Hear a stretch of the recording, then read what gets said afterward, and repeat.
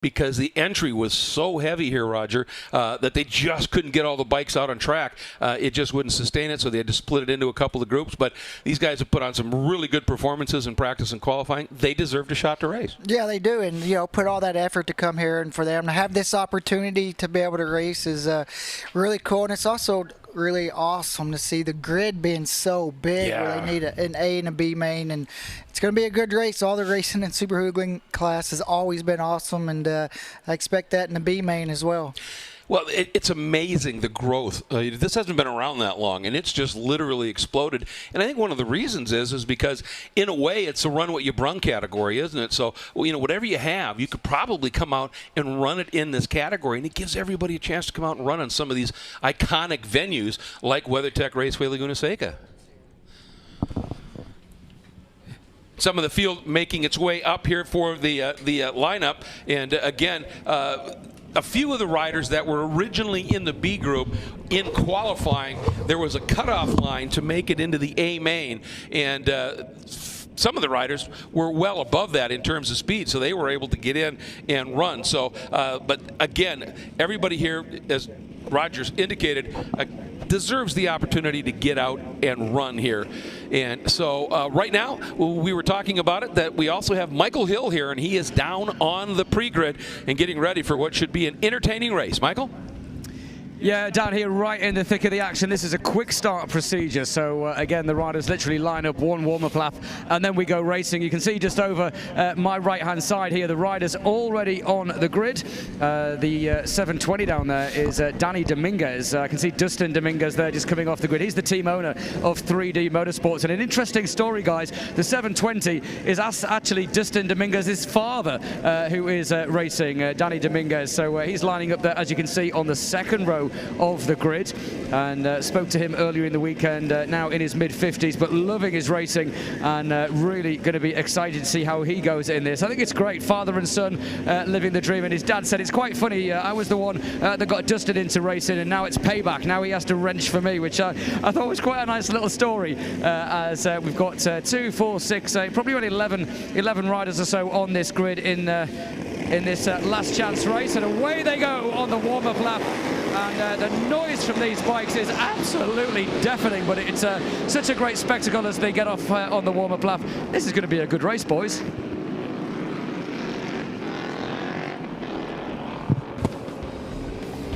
Mission Super Hooligan National Championship coverage is brought to you by Mission Foods, the world's leading brand for tortillas and wraps. By Dunlop, the official tire of the MotoAmerica Championship Series. And by Roland Sands Design, built for the ride. Go to RolandSands.com.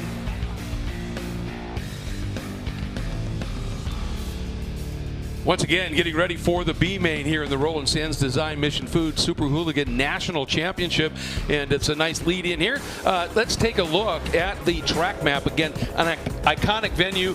Differences only in the paving. It's still the original layout, or the original revised layout of this facility. Great track. An amazing track. I remember when I used to come here, turn 2 would go straight into turn 5. Yeah. And turn 2 was one of the fastest, gnarliest corners in road racing. And I'm not sure what year it was. I think it was like in early 90s when they put that extra turn 3, turn 4, turn 5 section in there. But this is just an iconic, super fun track.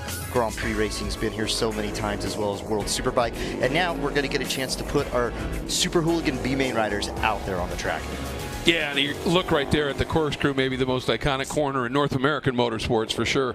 And it is one of the real highlights here. So many good ones. Let's now take a look at our mission starting grid. And it's Gilbert Conde on the pole. And he did a really good job, obviously, the Flex CBD Indian. Alongside of him, the guy who's running second in the air-cooled V-Twin Championship right now, that is Charles Condit on the number 104, the one-lap racing Harley-Davidson lowrider. Dylan Wall will start in the third spot. Fourth spot will be Aaron Guardo. Mike Boyce will start in the 5th spot. Joseph Gale will start in that next spot. Continuing along, starting in the 8th spot, Brendan Murphy. Starting in the 9th spot, Gary Thompson. Starting in the 10th spot, Bert Bledsoe.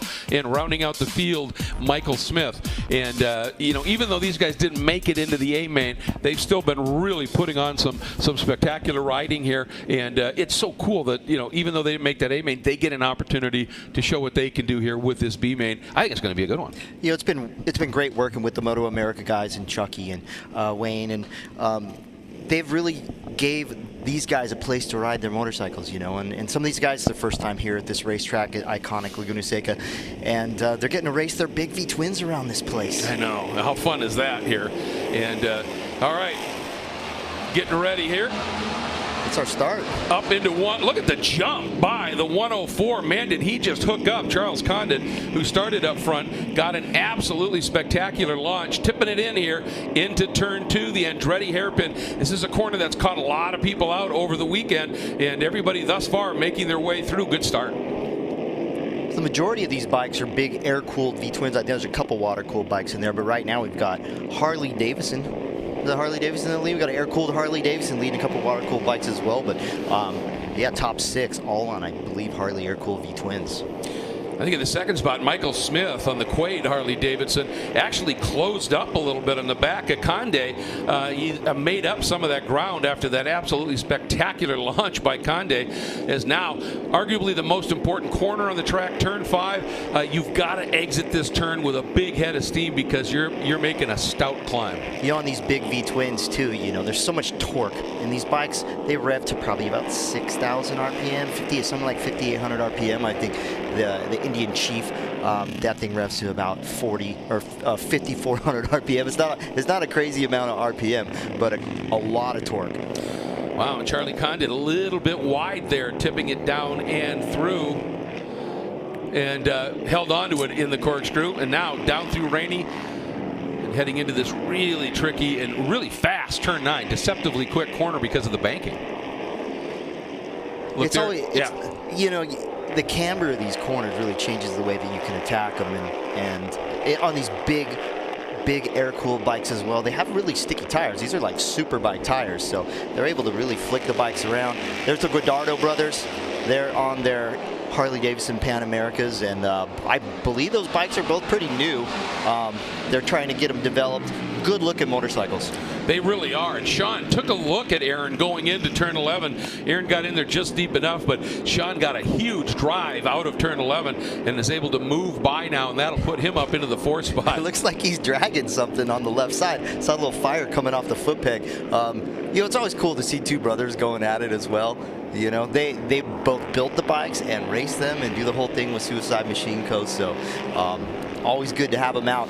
They race flat track quite a bit as well, and do a little bit of road racing. These guys aren't professionals. These are guys who go back to work on Monday. But man, do they have fun on the weekends. That's right. Absolutely. On and off the track. On and, I bet you that's a fact. 519 Dylan Wall on the Harley Davidson, doing a really nice job here too, sitting in that 3rd spot. And let's go back. Look at that. Yeah, he's pretty impressive. He's got let me take the scrapers off those foot pegs, I think. Little titanium exhaust pipe dragage. We can go look at it after the race and find out, but always, it's a little freaky when you're dragging something on the ground. You're trying to go faster and faster, and now you found the limit, and it's the bike giving you that limit. Well, and it was sparking enough 2 or 3 times to generate smoke. I mean, that's a pretty good long rub right there. But I'll tell you right now, Charlie Condon just turning a 146.8 and has cleared off just a little bit. And as I say that, Michael Smith now comes through turn 10 and closes up just a bit. That margin was a second last time by, but Michael now looks like he made up a lot of ground in the run down through 10 and 11. And it's 0.4 at this end. This is a guy that started, apparently had a problem on the grid, started dead last. He's up into 2nd.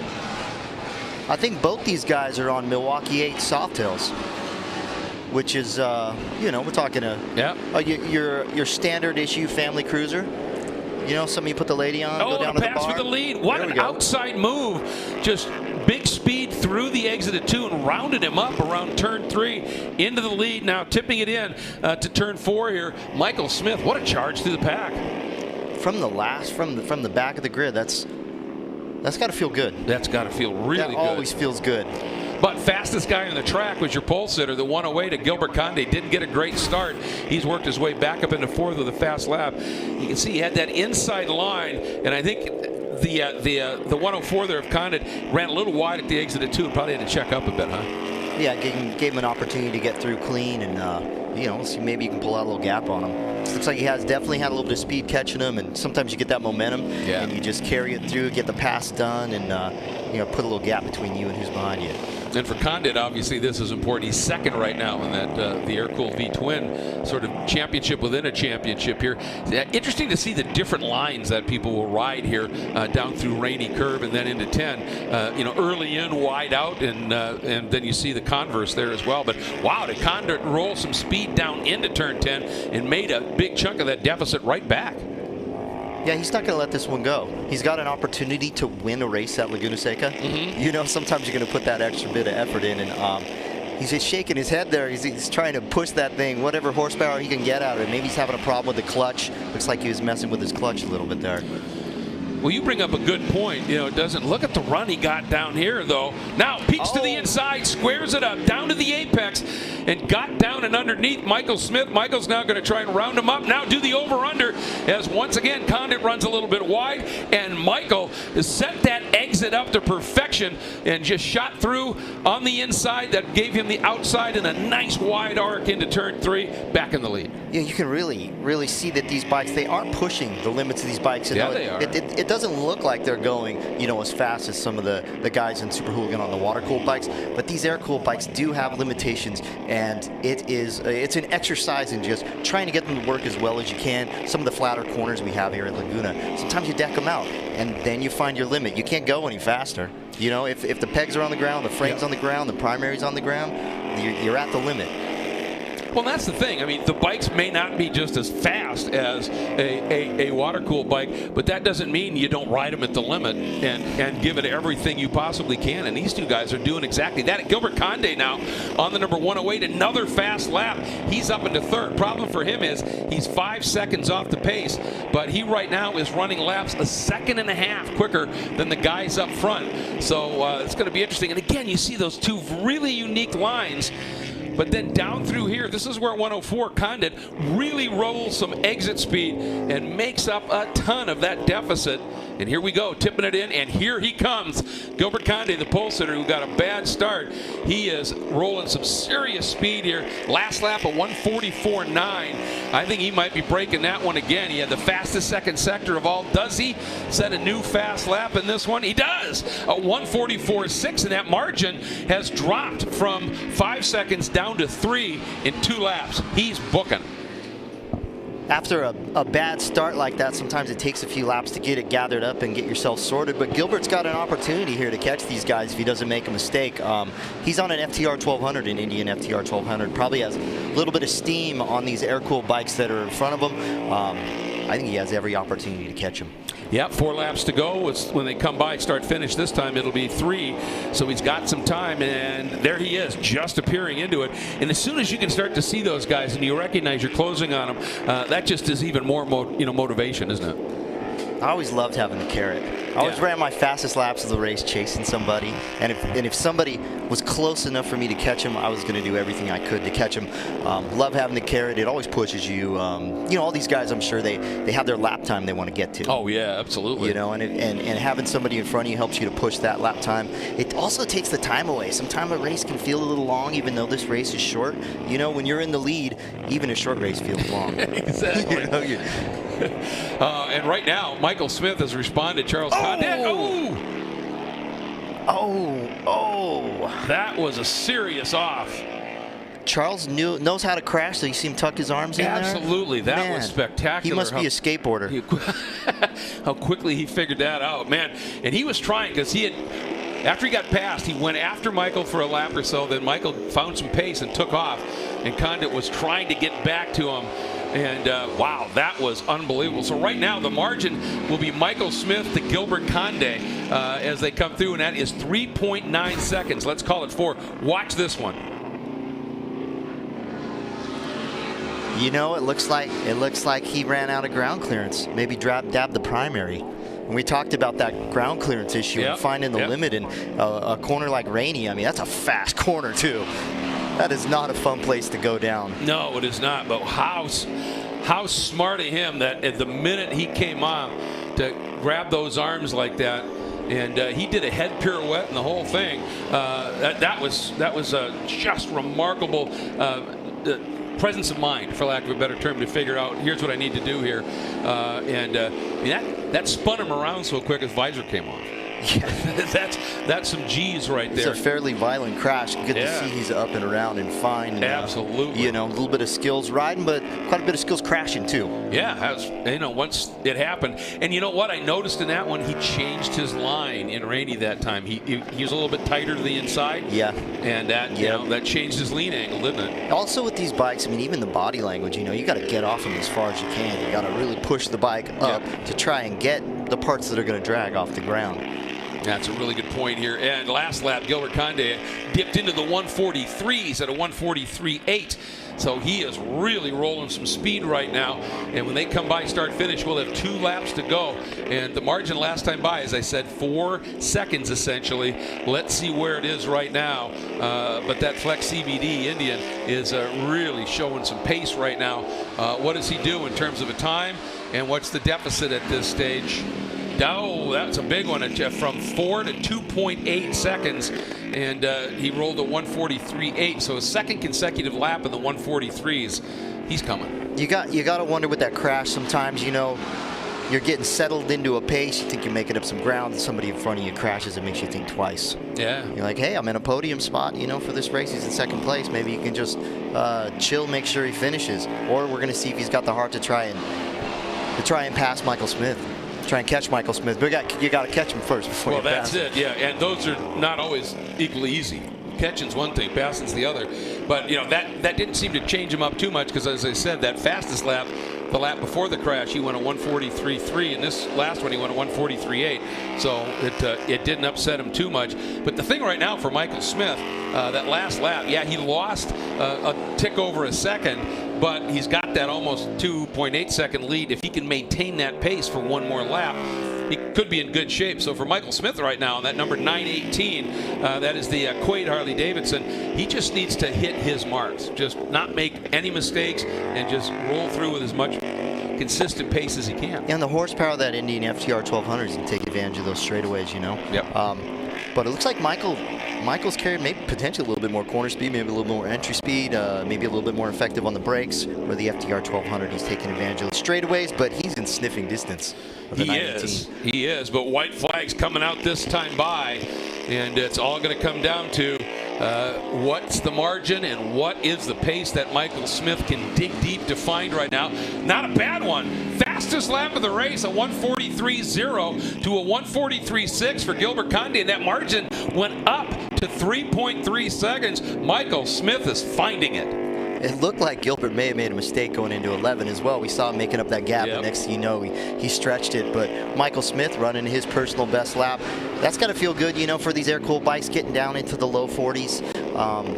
It's a challenge. You bet it is. Challenge getting these things to work well around Laguna Seca. And seeing the pit board that gap's coming down in a hurry, and then to not only find pace, but on an air-cooled bike, that fast lap of the race in front of a liquid-cooled bike, that's pretty impressive just in terms of digging deep. All right, here we go up into one of the trickiest corners on this track, one of the trickiest corners anywhere, frankly. A little dip in compression. It's a terrifying corner, turn 6. I can believe it. To go truly fast through there. I mean, you got to have a tremendous amount of trust in the front tire, and you're kind of looking off into oblivion when you go in there as well. It's just kind of like blue sky and a wall. Yeah. Oh, Michael running and using every ounce of the track. You can see he was on the limit up into the braking zone. That bike started to dance more than we've seen it, and coming down, he used up all of that curb. But he's just trying to make sure he can bring home a win. You talked about Laguna Seca. It's like winning a race of any kind in a car at Indy, whether it's on the road course or whatever. On a bike, doesn't matter what it is. You can say you won at Laguna Seca, at WeatherTech Raceway Laguna Seca. That's saying something. And Michael Smith, a couple more big grabs of the throttle, coming to the line, and pulls it off. Michael Smith with fast lap. Well, Gilbert Condé responded a 142. Tried to catch him on that last lap. 142.8 on the last lap, and makes it happen. And look at this scrap here, the 5:19 of Dylan Wall and the 66 of Sean Guardo. And Sean showed him the nose coming in, but just wasn't able to quite get it done.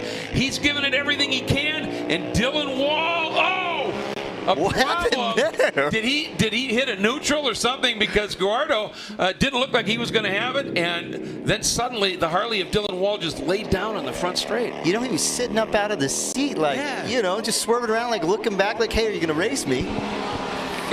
and Sean said, you bet. Just came on by. So, wow, absolutely. I don't know if Michael knows the race is over. He may not. Yeah, I think Michael might think the race is still on here. Here's the battle for third as Guardo in the 66 comes by, and Dylan Wall, who had worked so hard because he made the pass on the last lap for the spot.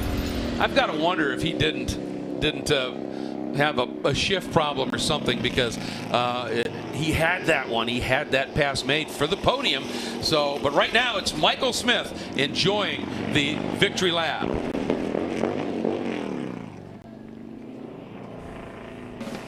Mission Super Hooligan National Championship coverage is brought to you by Mission Foods, the world's leading brand for tortillas and wraps. By Dunlop, the official tire of the MotoAmerica Championship Series. And by Roland Sands Design, built for the ride. Go to RolandSands.com. Well, we talked about what an entertaining race this B-Main had all the potential to be from what we've seen in the practice and qualifying. And did they live up to it? Michael Smith with that win, and under huge pressure from the pole sitter Gilbert Condé, who had a rough start, worked his way back up through the field, setting fast lap after fast lap. And with 1 lap to go, Michael Smith dug deep, set fast lap at that point. And that was just enough, and he needed it because Condé dipped into the 42s, Roland. It feels good on an air-cooled bike to do that, I'm sure. And we got a host of Indian FTR 1200 in second and a Harley-Davidson Pan American third. So what a mix. What a mix. And a Harley-Davidson Sportster XL 1200 in fourth, air-cooled bike. You know, just a nice collection of motorcycles up there in the top 5. Really mixing it up. Absolutely. So let's take a look at some of the highlights here. And that was the launch of the 104. Apparently, now that I realize it, the 108 Condé may not have made the grid and started at the back, because he should have been on pole, and it was the 104 alone. That was Condit. And for Condit, it's really critical because, as we said, he's in this air-cooled V-twin challenge, but then the Guardo brothers going after it, the 66 of Sean, the 46 of Aaron having their own little race, and then the charge up, and there's the 104 of Condit coming up on the back of Michael Smith. And these guys were going at it absolutely hammer and tong. And look at this beautiful move once again by Michael Smith. Man, he just squared the exit of that corner up, got to the throttle early, and put him up front. And it wasn't like Condit gave up. I mean, he was right there. And here's a look at Condé coming after him here. And unfortunately for Condit at this moment, and yeah, you can see the smoke and the sparks coming off. Boy, is he is so lucky he grabbed those arms like that. Yeah. Because that was something else here at this stage. So with that, Michael Smith brings that 918 Quaid Harley-Davidson lowrider to the win. And then this battle at the line, something seemed to happen there right now. So the Smith, Condé, and Guardo. Let's get down to Michael and hear from them. Yeah, thank you, guys. I'm down here with a very, very happy Michael Smith on the Quaid Harley-Davidson. Michael, that was some ride, and the fans down here are very appreciative of that effort. Man, I'm appreciative of them, appreciative of MotoAmerica, Quaid Harley-Davidson getting us all out here, Roland Sands getting this whole hooligan thing started, and really fighting for us air-cooled guys to make this a real class. I tried to make it to the big race yesterday, but I crashed during qualifying, but I'm very happy. Good job, you should be. Let's move across and speak to our second place finisher, Gilbert Condé. Yeah, come on, WeatherTech, make some noise. Let's get the atmosphere going down here. It is Super Sunday, and Gilbert, that was a super ride. Oh, thank you very much. I just trying. I had a good time. I'd like to thank my main sponsor, Flex CBD. They helped me out a whole lot. SMT Wheels also helped me a lot. And Ruthless Supply, they also helped me out with a lot of insight and components as well. So without them, I couldn't have done it. And I'm here. I'm having a great time. First time at the track. Hope to come back. Hope to do a little better next time. Great job. Well, first time at the track and a first podium. And now let's move across to our third place finisher, Sean Guardado. And Sean, equally big smiles for you. That was a great ride. It definitely was. It was a wild ride out there. You know, we're first time out on the bike this weekend, trying to figure everything out. It was actually the first time I've ridden the bike. So, you know, we're working on suspension, kind of dialing it in and just kind of get a feel for it all. But the track was beautiful. It was a good race. And look at my kind of wore a hole down in my boot right here, down to my sock. Oh, wow, you actually have as well. That's a pretty impressive debut for our third place finisher. Good job. We're going to head back to you as we get ready for our Medallia Superbikes, Greg. Yeah, from show to show here. Boy, these guys put a great one on, and we got another one coming up. So it's going to be a blast rolling. Thank you so much for joining us here. We're going to be back up for the A main later? Yeah, I'll be up for the A main later, and you know, hopefully see another challenge and a wild race for the podium. We got yeah, Indians, absolutely. KTM's, Harley's going to scrap for the lead, and see if Jeremy Williams is going to want to do it again. You bet.